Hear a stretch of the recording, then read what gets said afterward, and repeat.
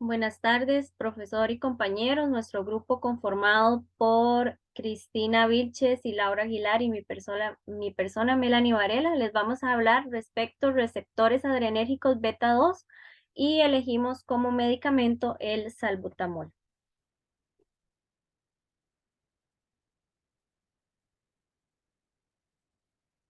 Bueno, para iniciar tenemos lo que es la bioseñalización, que es de la sinapsis nerviosa. Aquí vamos a hablar de lo que serían las catecolaminas, que tenemos lo que sería adrenalina y noradrenalina. Estos receptores actúan en receptor alfa y beta adrenérgicos.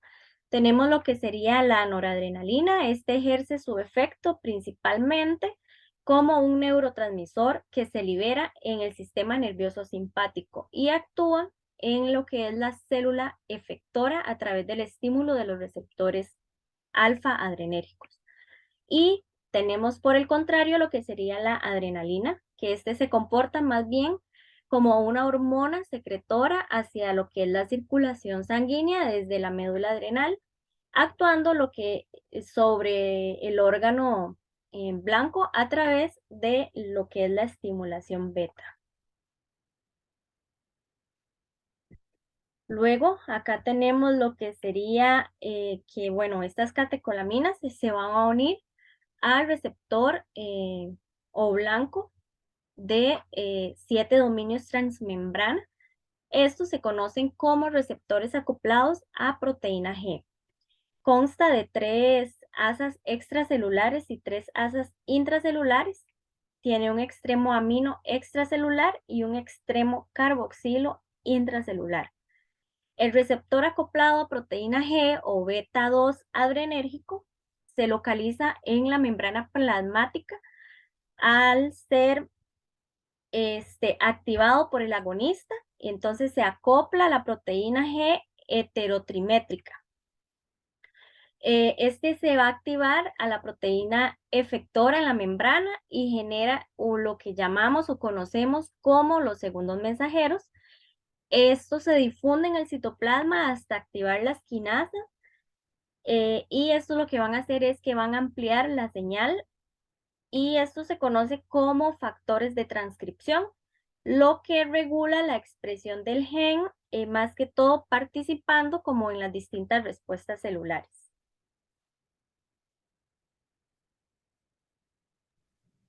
Y bueno, ahora con el siguiente punto, que es la parte del contexto fisiológico y bioquímico de la diana molecular, que en este caso para salbutamol serían los receptores beta 2 adrenérgicos. Este tipo de receptor son de los que se acoplan a catecolaminas y además se encuentran implicados en varias funciones del sistema nervioso simpático, el cual implica respuestas de lucha y de huida. Por otro lado, los receptores adrenérgicos también son conocidos como adrenoreceptores y este tipo de receptor son del tipo de los que se acoplan a proteínas G. Otro punto importante a destacar es que también son el lugar en el que se colocan algunos fármacos del tipo beta bloqueantes, agonistas beta 2 y alfa 2, que son utilizados para tratar patologías muy comunes como son la hipertensión y el asma.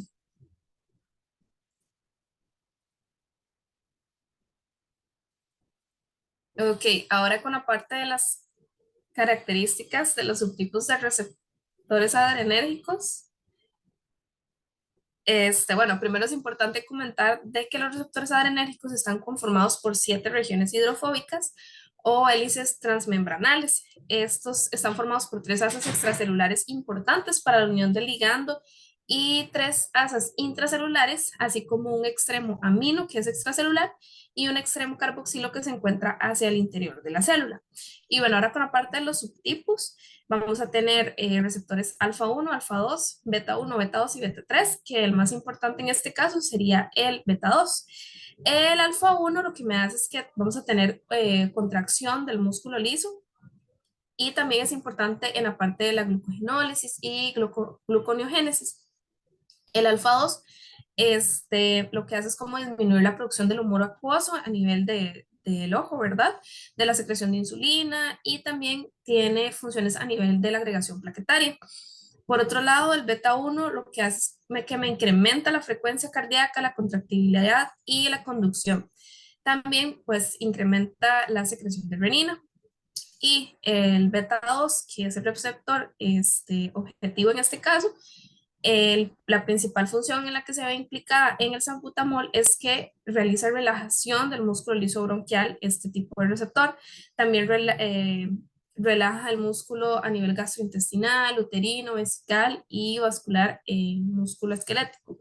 Y por último, el beta 3 está implicado en la parte de lipólisis en los adipocitos. Y bueno, ahora ya como parte del mecanismo por el cual se ven implicados el desarrollo de las interacciones en este tipo de receptores, bueno, el receptor beta 2 tiene 7 hélices alfas, que estos están acoplados a proteínas G. El resultado final es la relajación del músculo liso bronquial a nivel humano. Y también existen diferentes mecanismos celulares por los cuales se logra la relajación muscular. Uno de ellos es la disminución de las concentraciones de calcio intracelular por eliminación activa de dicho ion, lo cual va a generar hiperpolarización del miocito. También los agonistas beta 2 corrigen la broncoconstricción independientemente del estímulo que causó la contracción. Y diferentes células también pues contienen receptores beta 2, por lo cual los agonistas beta 2 pues van a inhibir la liberación de mediadores de broncoconstricción a partir de células cebadas, me previenen la fuga microvascular y corrigen el movimiento mucociliar e inhiben la liberación de acetilcolina, aunque su mayor efecto broncodilatador proviene del estímulo del receptor beta 2 en el músculo liso bronquial.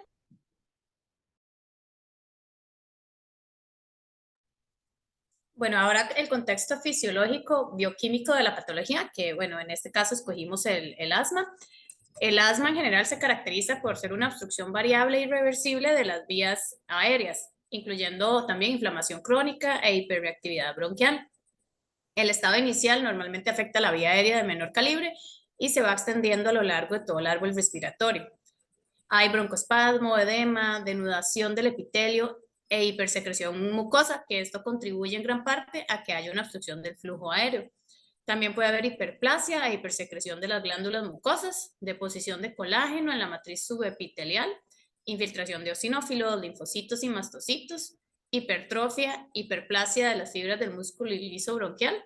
Y todas estas modificaciones pues dan origen como a un término que se llama remodelación de la vía aérea, que normalmente junto al componente inflamatorio pues es la base patogénica del asma.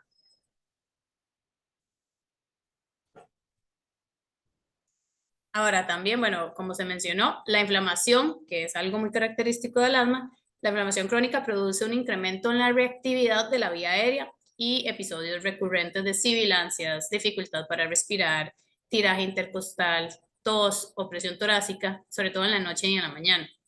Estos episodios se asocian con obstrucción del flujo aéreo, reversible, como se mencionó, espontáneo y también con tratamiento. Ahora, también la inflamación puede causar un aumento de la respuesta bronquial a una gran variedad de estímulos.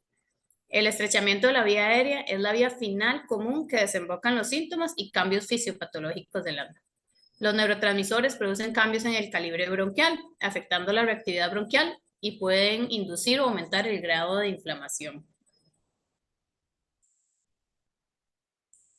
Ahora, digamos, los nervios autonómicos que regulan la función de la vía respiratoria, como el tono del músculo liso, la secreción de moco, la microcirculación, se pueden clasificar en adrenérgicos, colinérgicos y no adrenérgicos, no colinérgicos, que se conocen como NANC o NANC, inhibitorios o también excitatorios.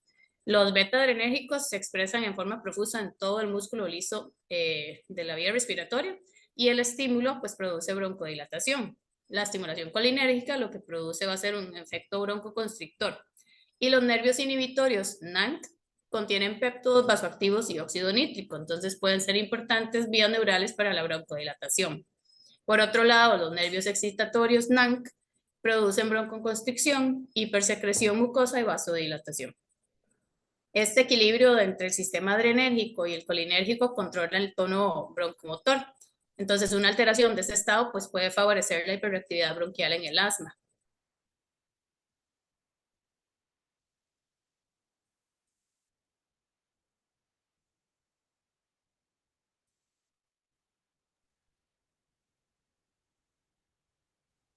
Ok, ahora seguiría lo que sería el mecanismo de acción del fármaco. Elegimos salbutamol, como se les había mencionado anteriormente.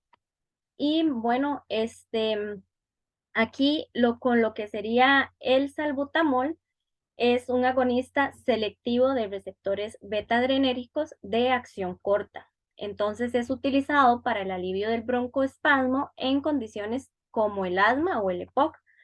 El mecanismo de acción como tal, esto lo que pasa es que se relaja el músculo liso bronquial, se estimula en forma selectiva los receptores beta-2 adrenérgicos, se disminuye lo que es la resistencia de las vías respiratorias, inhibe lo que sería la liberación de los mediadores espasmógenos e inflamatorios de los mastocitos pulmonares, como lo serían la histamina, los leucotrienos, las prostaglandinas. Entonces se va a disminuir la permeabilidad microvascular y se van a inhibir la fosfolipasa A2.